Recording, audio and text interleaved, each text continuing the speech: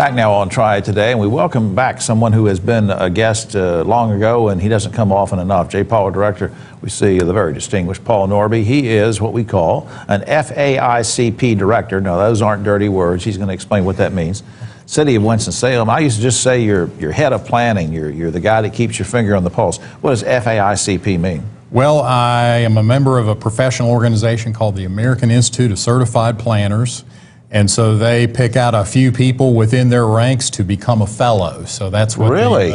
Yeah. So that happened a few years ago. That's very distinguished. So, I didn't realize. So you're a fellow. That's almost next to knighthood, isn't it? It could be. The City County Planning Board recently adopted something called, and I'm going to hold this up. You may not be able to see it on camera, but that's okay. You don't. I just want to show you the cover of it. Called the Legacy 2030 Update.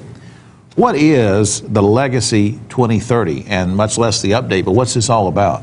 Well, it's a guide for our city and county in terms of how we anticipate handling the 120,000 people that we think are going to be moving here and growing here over the next 20 years.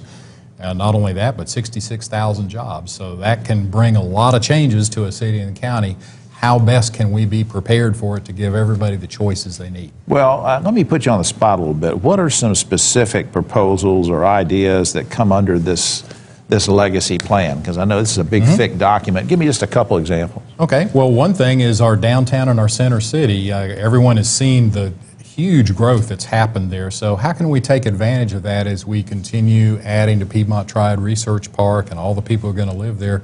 How can we create the kind of environment where more people want to live there? How do we move people around? How we grow our downtown? You're talking about wanting more and more people to become residents in condos or apartments or whatever, overlooking some of the nightlife and the restaurants and the shops, right? That's right. Some people will choose that. Some people will still choose to live in single-family neighborhoods or even rural areas. So how do we provide the right kind of environment so that those are attractive to people who choose those kinds of environments? I'm going to ask what I know is going to be a stupid question, but I want you to answer it anyway. Why is it important for communities to plan for the future? Because sometimes it seems like we're just going around day by day, doing what we do, going to work, paying the taxes.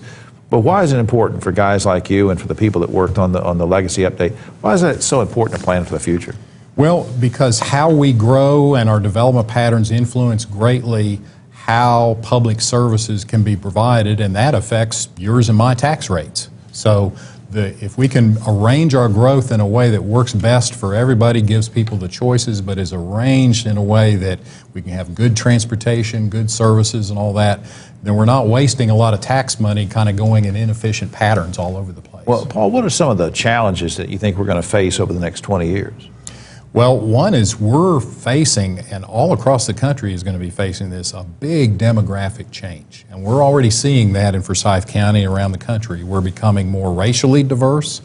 Our households, the makeup of our households is changing, more single-person households, less of a percentage of our households with children.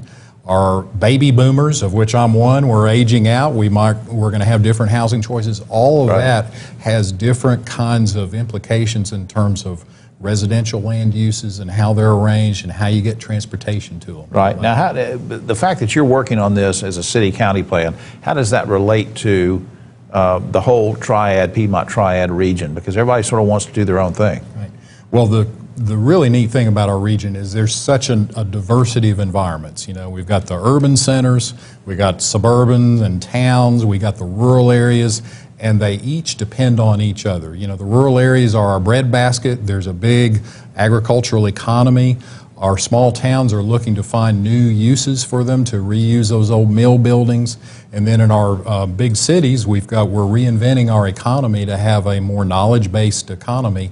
And if we can work it right as a region, then we can complement each other, become more competitive as a region, attract more jobs and economic investment in the future. And I know when Brent McKinney, who's about to retire from PART, and he'll be on the show, I think, next week, he's had some of those regional summits that he put together, and that brought people together, and I think those are the kinds of things we need to keep doing.